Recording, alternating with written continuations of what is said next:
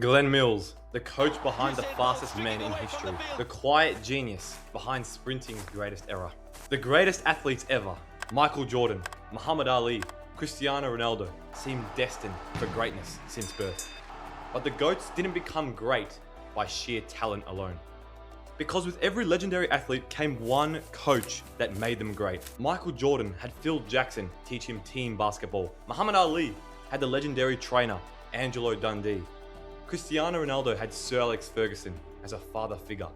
And for Usain Bolt, the fastest man ever, he met that man walking into Race's track club in 2004. A quiet Jamaican coach named Glen Mills. This coach helped build the fastest man in history.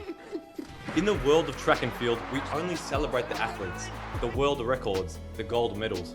But behind every great athlete is a coach to guide them. And in the history of sprinting, one coach stands above them all. His name is Glen Mills. Mills is the mastermind behind some of the fastest humans who have ever lived. He coached the world's fastest man, Usain Bolt. He coached the second fastest man ever, Yohan Blake. Between those two athletes, Mills helped produce two of the fastest 100-meter times ever run, two of the fastest 200-meter times ever run, and helped create the fastest relay ever ran in sprinting history. And if that wasn't enough, he is still shaping the future of sprinting today, coaching Jamaica's rising superstar, Oblique Seville. For over 5 decades, Glen Mills has quietly built champions, and many believe he is the greatest sprint coach who has ever lived. Ironically, Glen Mills did not become famous for running fast. In fact, he stopped trying and quit the sport. Mills grew up in Jamaica and joined the track team at Camberdown High School. He was briefly mentored early in his career by the legendary Olympic gold medalist Donald Quarry. But after competing for a short time, he realized something important. He wasn't going to become a great sprinter. So instead of chasing medals, he chased knowledge.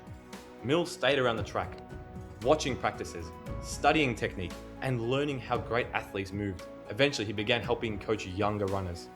That decision would eventually change the history of sprinting. In 1987, he was appointed the head coach of the Jamaican Olympic athletics team, a position he held for more than 2 decades.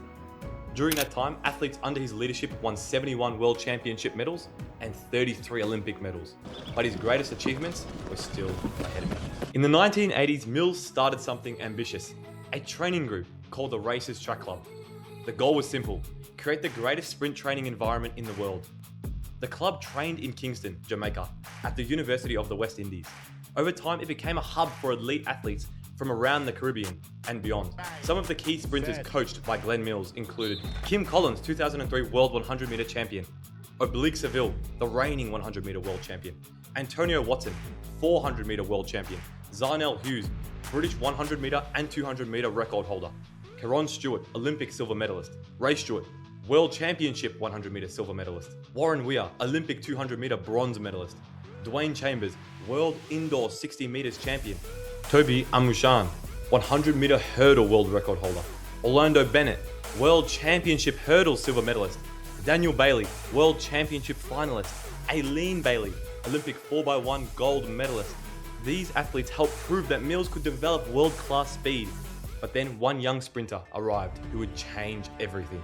In 2004, a tall, talented, young Jamaican named Usain Bolt approached Glen Mills after a disappointing Olympic experience. Bolt had enormous potential, but his technique was messy, his stride mechanics were inefficient, and he relied too much on raw talent. Mills saw something different. He saw a future legend. Over the next 2 years, Mills completely rebuilt Bolt's sprinting technique. He focused on improving stride rhythm, increasing stride frequency, balancing Bolt's long frame, and teaching him how to stay relaxed at top speed. One of Mills' most famous ideas was simple: just relax. He taught Bolt what he called the law of reversed effort. In sprinting, pushing too hard can actually slow you down. Tension in the muscles reduces speed, so Bolt learned to run loose and relaxed, almost like he was floating down the track. Then came the 2008 Beijing Olympics.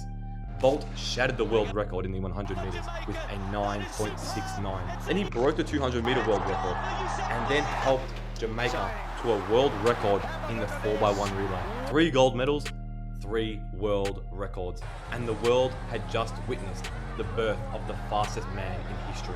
But Glen Mills wasn't done. While Bolt was dominating the world, another sprinter was rising inside the same training group. A young Jamaican nicknamed the Beast, Yohan Blake. When Blake joined Racers Track Club, he was incredibly talented, but also raw and inconsistent. Mills immediately noticed problems with his biomechanics. His posture was all off, his arm swing was limited, his acceleration mechanics were inefficient. So Mills rebuilt Blake's sprinting technique piece by piece. Year by year, Blake got faster.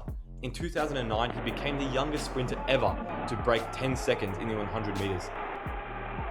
Then in 2011, he shocked the world at the World Championships in Daegu. Bolt false started in the final, and Blake won the gold medal. At just 21 years old, he became the youngest 100-meter world champion ever.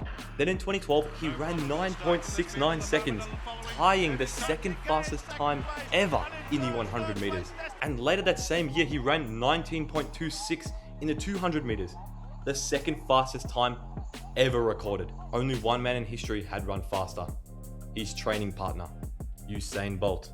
So, what made Glen Mills such a great coach? His philosophy was simple but incredibly precise. First of all, technique is everything.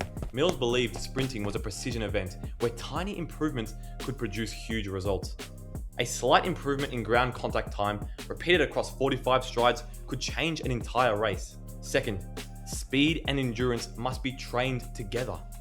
Many coaches separate pure speed training from speed endurance. Mills believed they must be developed simultaneously. Sprinters needed the ability to reach top speed and then maintain it. Third, less training can sometimes be better. As competitions approached, Mills actually reduced training volume. This allowed athletes to stay fresh, explosive, and powerful. Finally, training the mind was just as important as training the body. Mills believed confidence and relaxation were essential to running fast. His athletes learned to compete without fear because fear creates tension and tension kills speed. One of Mills' greatest coaching achievements was managing the rivalry between Bolt and Blake. Both trained together, both pushed each other to the limit, and both were capable of running historically fast times. Every day at practice was basically an Olympic final. Blake pushed Bolt, Bolt pushed Blake, and Mills orchestrated the entire thing. The result, two of the fastest sprinters the world has ever seen, training side by side. Even after Bolt retired, Glen Mills never stopped coaching. Today he continues to lead Racers Track Club in Kingston, and one of his newest stars is Oblique Seville, the reigning world champion in the 100 meters. Seville represents the next chapter of Jamaican sprinting. And once again, Glen Mills is guiding the process. Decades after he started coaching, Mills is still producing world-class speed. Think about the numbers for a moment. Athletes coached by Glen Mills have won 71 World Championship medals and 33 Olympic medals. And they have produced the fastest and second fastest 100 meters, 200 meters, and 4x100 meters ever run in history. Those records belong to Usain Bolt and Yohan Blake, but the man that helped create them, that belongs to Glen Mills. Through patience, technical mastery, and a deep understanding of speed, Mills helped transform Jamaica into the sprint capital of the world. He didn't just coach champions, he changed an entire sport. In track and field history, many athletes have been fast, but very few coaches have changed the world. But Glen Mills did, because behind the fastest men in history, there was always one man standing quietly beside the track, watching, coaching, and making them faster. But even the greatest stories don't always end perfectly, because in front of 100,000 Bolt fans in London, Justin Gatlin ruined the perfect send-off in Bolt's last ever race.